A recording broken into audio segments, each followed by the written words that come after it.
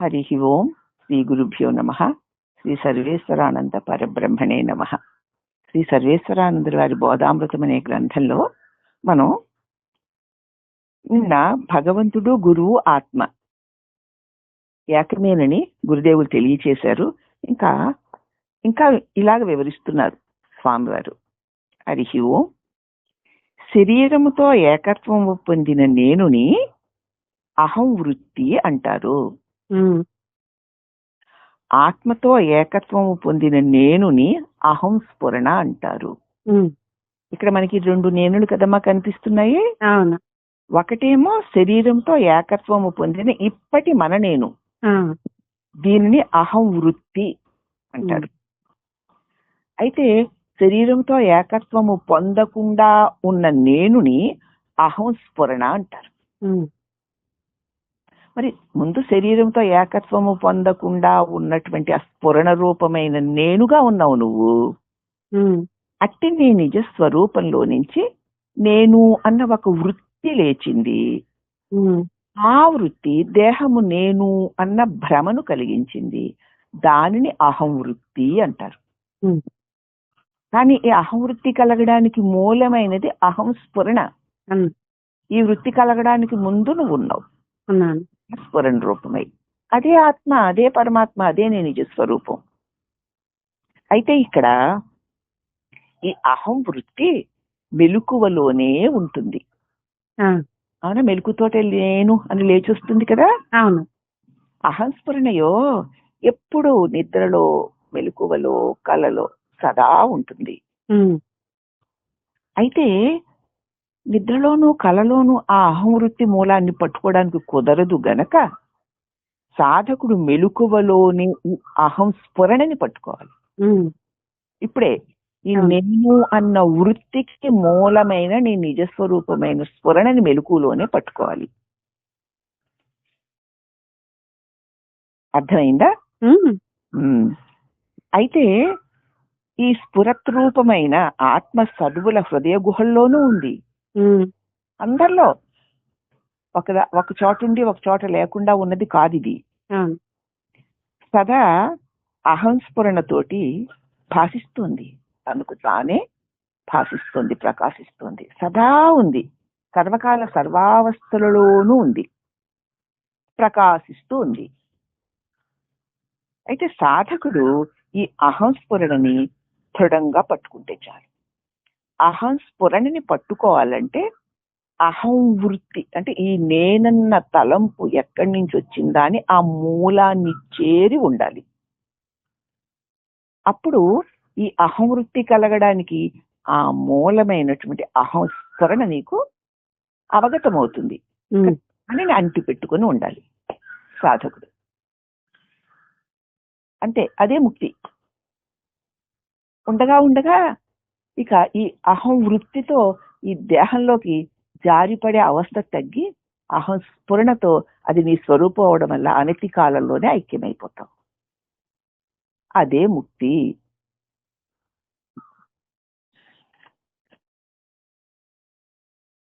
అయితే మనకి సమస్యలు కలుగుతూ ఉంటాయి కదా జీవితంలో. అవన్నీ ఉత్త ఊహలే. అనుకుంటే ఉంటున్నా, అనుకోకపోతే ఉండడం లేదు. కాబట్టి ఈ సమస్యలను ఎంత కష్టమైనటువంటి సమస్యలు కూడా ఊహా మాత్రాలే. ఇదిగో ఈ అహంకారానికే, అహం వృత్తికే, నేనన్న ఈ అహం వృత్తికే సుఖము దుఃఖమును. ఈ సుఖ దుఃఖాలు ఎవరికి? అహంకారానికే కదా. అవును. ఆకారం నేను అనుకున్న వాడికే, ఆగానాలు వాడికే, దానివల్ల కలిగేటువంటి సుఖ దుఃఖాలు వాడికే. నేను అంటే దేహమును అనుకున్నటువంటి అహం వృత్తి దానికి. ఇప్పుడు మనకన్నమాట ఈ అహంకారం, ఈ వృత్తి రూపమైన అహంకారం కూడా ఊహా జనితమే. అది కూడా ఒక ఊహేరా, ఒక తలంపేరా. నువ్వు అది ఇలాగ ఇది అలాగని సమస్యల్ని ఎట్లా ఎట్లా భావిస్తున్నావో, ఊహిస్తున్నావో అవి ఊహలు అన్నట్లే ఈ ఊహలన్నీ దేహము నేను అనుకునేటువంటి ఈ భావన కూడా ఒక ఊహే. అవును. ఇక్కడే సాధకులు లోదృష్టిలో అవిరామంగా ఈ అహంకారం మూలాన్ని గనుక అన్వేషిస్తూ ఉంటే, అంటే అక్కడ వెతుకుతూ ఉంటే నేను వెతకడానికి ఏముంటుంది? నీ తెలివిని నీ మూలములో నిలిపి ఉంచుకోవడమే వెతకడం అంటే. అంతే. తలంపు లెగుస్తుంది అక్కడి నుంచే కాబట్టి నీ ధ్యాసని అక్కడ పెట్టడమే మూలాన్వేషణ అంటేను. అప్పుడు ఈ అహంకారము, దానితో ముడిపడి ఉన్నటువంటి సుఖ దుఃఖాలు అంతర్ధానం అయిపోతాయి. నీ ధ్యాస గనుక నీ మూలంలో ఉంటే అప్పుడు ఈ అహంకారము, దాంతో ముడిపడి ఉన్నటువంటి ఈ సుఖ దుఃఖాలు అన్ని అంతర్ధానం అయిపోతాయి. నీ ధ్యాస నీ మూలంలో ఉంటే ఇవేవీ లేవుగా. లేవు. అప్పుడు అహంకారానికి మూలమైన ఆత్మ, నీ నిజస్వరూపము, నీ నిజమైన నేను బృహత్ రూపంలో ప్రకాశిస్తూ తనకి తానే స్వయంగా ఉండడాన్ని నువ్వు తెలుసుకుంటావు. ఈ నిజమైన నేనులో అహంకారం గాని అజ్ఞానం గాని ఏమీ లేవు. ఉత్త నేను ఉన్నాను, ఉండి ప్రకాశిస్తూ ఉన్న నేను. అదే నీ నిజస్వరూపం. అహంకారం గాని అజ్ఞానం గాని ఏమీ లేవు, అసలు ఉన్నది ఆ ప్రకాశమే, ఆ స్ఫురత్తే. ఆ ప్రకాశ రూపమైన ఆ స్ఫురత్ ఎవరికి తెలియబడుతుంది? అది నువ్వే. నీకు నువ్వే ప్రకాశ రూపమై ఉన్నవాని వల్లే నేను నువ్వు తెలుసుకుంటావు.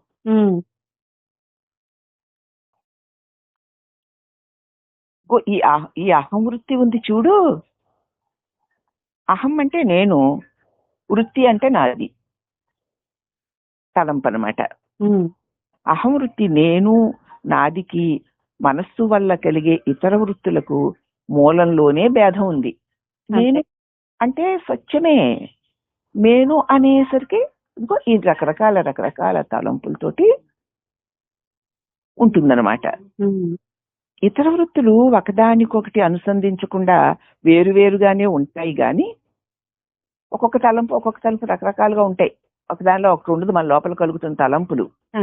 కానీ వాటన్నిటిలోనూ ఈ నేను అనుసంధానంగా ఉంటుంది. నేను లేకపోతే ఏ తలంపు లేదు. కాబట్టి ఏ తలంపు వచ్చినా అది మంచిదైనా చెడ్డదైనా కష్టమైనా సుఖమైనా అక్కడ నేను దానికి అనుసంధానంగా ఉంటుంది. ఉందా? మరి నేను అనుసంధానంగాను ఉంటేనే నాలో రకరకాల ఆలోచనలు వస్తూ ఉంటాయి. ఏమో ఉన్న ఆ అనుసంధానానికి ఆధారమైన నేనుని మరిచిపోయి ఆ ఆలోచనలతో అవే సత్యాలని భ్రమలో ఉంటాం. మరి నువ్వు అక్కడ అనుసంధానంగా నువ్వు ఉంటేనే అవన్నీ ఉన్నాయి. అవును. నువ్వు మర్చిపోతావు. నీ వల్ల ఉండగలిగిన వాటిలో పడి దొర్లుతుంటావు. ఇదే అజ్ఞానం, ఇదే మాయ, ఇదే భ్రమ.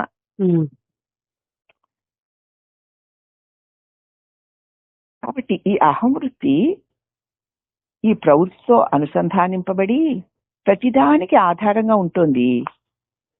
ఈ అహంవృత్తి యొక్క ఆధారం లేకుండా ఇక ఏ ఇతర వృత్తులు ఉండలేవు. ఎన్ని తలంపులైనా నేను ఆశ్రయించుకునే ఉంటాయి. అయితే ఈ లేచిన ఈ నేను అహం కదా, దీన్ని ఆశ్రయించుకుని అనేక వృత్తులన్నీ ఉంటాయి. అనేక వృత్తులలో ఎటువంటి తలంపులైనా సరే వాటిలో నేను అనుసంధానంగానే ఉంటుంది. ఈ నేనన్నది లేకపోతే ఈ తలంపులు కూడా ఉండలేవు. కానీ ఇప్పటి ఈ నేను కంటే కూడా విలక్షణమైనది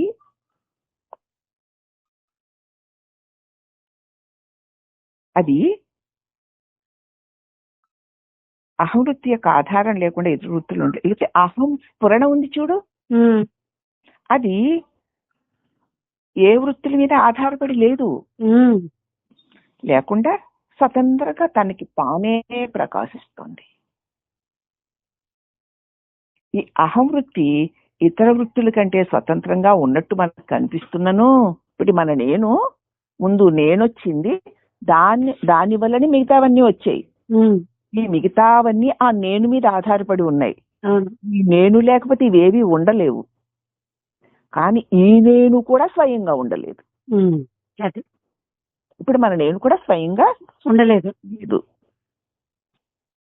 ఇదేమో మిగతా వాటిలన్నిటికీ ఆధారముగా వాటికంటే స్వతంత్రంగా తాను ఉన్నదాని వల్లే కనపడుతూ ఉన్నను. నిజానికి అది కూడా స్వతంత్రంగా తనకి తానే ఉన్నది కాదు. మరి ఏమిటంటే అది హృదయము నుంచి, అంటే ఆత్మ నుంచి, ఆ స్వరూపము నుంచి పుట్టుకు వస్తూ మరి తిరిగి అక్కడే లయిస్తుంది. దేనిలో నుంచి పుట్టుకొచ్చింది? నిద్రలో నుంచి మెలకులోనికి దేనిలో నుంచి పుట్టుకొచ్చింది? ఇది ఆ సదా ఉన్నటువంటి ఆ స్ఫురత్తులో నుంచి నేనన్న ఒక తెలివి కిరణం పుట్టుకొచ్చింది. వచ్చి తాను ప్రకాశిస్తూ తన వల్ల ఉండగలుగుతున్న వాటిలన్నిటినీ ప్రకాశింపచేస్తూ తాను తెలివి స్వరూపాన్ని మరిచిపోయి తనకు చేత తెలియబడేది తాను అన్న భ్రమలో ఉంది. మళ్ళీ ఇది ఎంత భ్రమతో ఎంత జగత్తులో తిరిగినా మళ్ళీ తన మూలంలోకి అది వెళ్ళిపోవాల్సింది. దీనన్నిటిని వదిలేసి నిద్రలో వెళ్ళిపోతుంది కదా. అంటే ఈ నేను పుట్టక ముందు ఈ నేను ఈ జగత్తు లేవు. తర్వాత ఈ నేను మళ్ళీ తన మూలంలోకి వెళ్ళిపోయిన తర్వాత కూడా, అవ్యక్తం అయిపోయిన తర్వాత కూడా ఈ జగత్తు లేదు. అవ్యక్తాదీని భూతాని వ్యక్తమధ్యాని భారత అవ్యక్త నిధనాన్యేవ తత్ర కా పరిదేవన. వ్యక్తం కాకముందు లేవివి, వ్యక్తమే కాసేపు ఉన్నట్టు ఈ దేహము ఈ ప్రపంచము కనిపిస్తాయి. మళ్ళీ ఈ ఏదైతే వ్యక్తమైతే ఇవన్నీ ఉన్నాయో అది అవ్యక్తంలోకి వెళ్ళిపోయి ఇవన్నీ లేకుండా పోతున్నాయి. వ్యక్త అవ్యక్తాలకి మధ్యన వ్యక్తమై కనిపిస్తున్న ఈ జగత్తు ఈ దేహము సత్యమని భ్రమిస్తున్నావు. వ్యక్తం కాకముందు లేదు, అది అవ్యక్తమయ్యాక కూడా లేదు. కాబట్టి ఇది సత్యమని భ్రమిస్తున్నావు. ఇది సత్యం కాదు. వ్యక్తానికి అవ్యక్తానికి కూడా ఆధారంగా ఉన్నది ఏదో, అదే నీ నిజస్వరూపం. దానికోసం ఏడుస్తున్నావు. కాసేపు వచ్చి కాసేపు ఉండి వెళ్ళిపోయే దానికోసమా రోధిస్తున్నాం మనం, దానికోసమా బాధపడుతున్నాం, దానికోసమా దుఃఖపడుతున్నాం. పుట్టకముందు లేదు, పుట్టిన తర్వాత రకరకాల మార్పులు పొందుతూ కష్టసుఖాది అనుభవాలు పొందుతున్న వాడి వలె కలగలే వాడికి కలలోని అనుభవాలు ఎట్లాగా సత్యం అనిపిస్తూ ఉంటాయో అలాగనే ఇదంతా కూడా సత్యం అనిపిస్తూ మళ్ళీ ఆ పుట్టుక ఏది పుట్టిందో అది చచ్చిపోతే ఇది లేకుండా పోయింది. పుట్టిందల్లా చస్తుంది. పుట్టుకే చావుకి మధ్య ఉన్నట్టు కనిపించేది ఊరికే ఉన్నట్టు కనిపించేదే గాని సత్యం కాదు. కళ్ళకు కట్టినట్లు మనసుకు హత్తుకున్నట్లు అర్థమైందా? అర్థమైంది అత్తయ్య. కాబట్టి ఇది హృదయం అంటే ఆత్మ నుంచి పుట్టుకు వస్తూ తిరిగి అక్కడే లయిస్తుంది. అందుచేత ఈ అహంవృత్తి ఎక్కడి నుంచి పుట్టుకు వస్తోందో ఆ మూలాన్ని, ఆ పుట్టే చోటుని నిరంతరం అన్వేషించాలి. అంటే అన్వేషించాలంటే అక్కడ ఏదో వెతుక్కుంటూ తడుముకోమని కాదు. నేనన్న తలంపు పుట్టు చోటున నీ ధ్యాసను నిలిపి ఉంచాలి.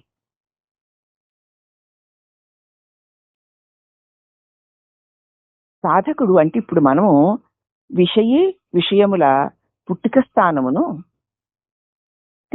అంటే తెలుసుకునేవాడు, విషయములు అంటే తెలియబడేవి. ఈ తెలుసుకునేవాడు తెలియబడేవి, ఈ తెలుసుకునేవాడి యొక్క పుట్టుక స్థానమైనటువంటి అహం స్ఫురణని పట్టుకుంటే, ఈ తెలుసుకునేవాడి వల్ల కదా తెలియబడేవన్నీ ఉన్నాయి. అవును. కాబట్టి ఈ తెలుసుకునేవాడు ఎక్కడి నుంచి వస్తున్నాడా అని ఆ స్ఫురణని పట్టుకుంటే ఇక ఎట్టి భ్రమలు లేవు. తెలుసుకునేవాడు తెలియబడేది కూడా ఊరికే అలా ఉన్నట్టు కనపడతాయి అంతే. నిజంగా నిజమే కదా, నిన్నేదో జరిగింది ఉందిలే, కష్టం సుఖం జరిగేది ఇప్పుడు లేదుగా. లేదు. ప్రతి క్షణం అలాగది సత్యం అన్నట్టు అట్లా అనిపిస్తూ ఉంటుంది, అసత్యం అయిపోతూ ఉంటుంది. కాబట్టి కాసేపు ఉండి కాసేపు లేకుండా పోయేవాడవు కావు నువ్వు. అవి వస్తుంటే పోతుంటే అన్నిటినీ కూడా ప్రకాశింప చేస్తున్నటువంటి స్ఫురద్రూపమైన ఆ పరమాత్మవి అని ఎప్పుడైతే ఈ తెలుసుకునేవాడు, తెలియబడే ఈ విషయాలు, ఈ తెలుసుకునేవాడు పుట్టిక స్థానమైన ఆ అహం స్ఫురణిని గనక పట్టుకుంటే ఎట్టి భ్రమలు ఉండవు. అప్పుడు ఎందుకంటే కలిగి తొలిగేవని తెలిసిపోతుంది, ఇంకా భ్రమ పడవు. అప్పుడు విషయాలని ఉన్నా వాటిని సాక్షిగా చూస్తూ ఉంటావు.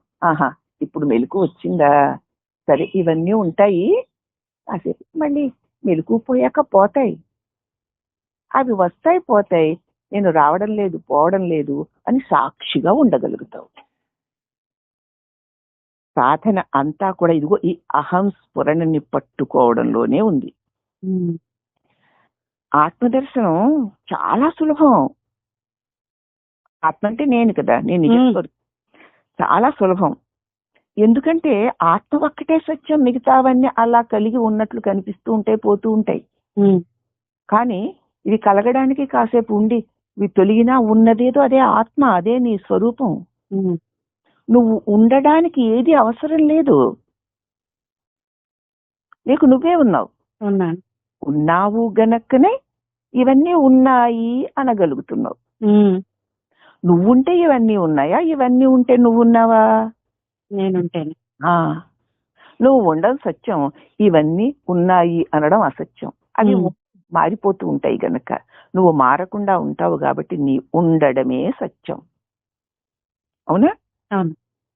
అందుచేత అది ఉన్నావుగా, ఇంకేమిటి ఆత్మదర్శనం అంటే? నువ్వు ఉన్నావని ఎరిగి ఉండంతే, అదే ఆత్మదర్శనం. ఇతరం ఉందని తెలుసుకోవడానికి ఏవో ఆరాలు కావాలి, వ్యక్తులు ఉండాలి, పరిస్థితులు ఉండాలి. కానీ నువ్వు ఉన్నావని నీకు తెలియడానికి ఏమీ అక్కర్లేదు కదా. అక్కర్లేదు, నువ్వు ఉన్నావు అంతే. ఉన్నావని అని అనక్కర్లేకుండానే ఉన్నావు కదా. ఎంత సులభం, అదే ఆత్మదర్శనం అంటే. ఎందుకంటే ఆత్మ ఒకటే సత్యమైంది. అయితే ఇంకొక దృష్టిలో ఆత్మదర్శనం చాలా కష్టం అన్న భావన ఉంది చూడు, అదే నిజమైన అడ్డు సాధకుడికి. ఈ అడ్డుని సాధకుడు తొలగించుకోవాలి. మొదట్లో మనం ఆత్మని ఈ ప్రపంచంగాను, అంటే విషయ వస్తువుగా చూస్తాం. కానీ ఉండడము అన్న దానిలో ఉన్నట్లు కనిపించే ఈ ప్రపంచాన్ని నువ్వు ఒక విషయంగా చూస్తావు, నీ చేత తెలియబడేదానిగా చూస్తావు. కొంత సాధన అలా నీ స్వరూపం అయినటువంటి ఉండడం అన్న దానితో ఉంటూ ఉండగా అప్పుడు నీ స్వరూపాన్ని నువ్వు శూన్యంగా చూస్తావు, ఏం లేదు చూస్తావు. ఇంకా ఈ సాధనలో మరింత పురోగమించావనుకో, అప్పుడు ఆత్మని ఆత్మగానే చూస్తావు. ఈ 3వ దశలో నిజానికి చూడడం అంటే ఏమీ ఉండదు. ఆత్మ నువ్వుగా ఉంటావు, ఉన్నది నువ్వే, అదే ఉంది అంతే, దానికి అన్యంగా ఏదీ లేదు. నేను స్వరస్వరూపమై ఉన్నాను అన్న నీ నిజస్థితిలో సుస్థిరంగా ఉండేటువంటి దివ్య జ్ఞానాన్ని మనకి అందించినటువంటి సద్గురుదేవులైన శ్రీ సర్వేశ్వరానంద సద్గురు మహారాజ్ గారికి అనేక వందనములు. హరి ఓం నమః.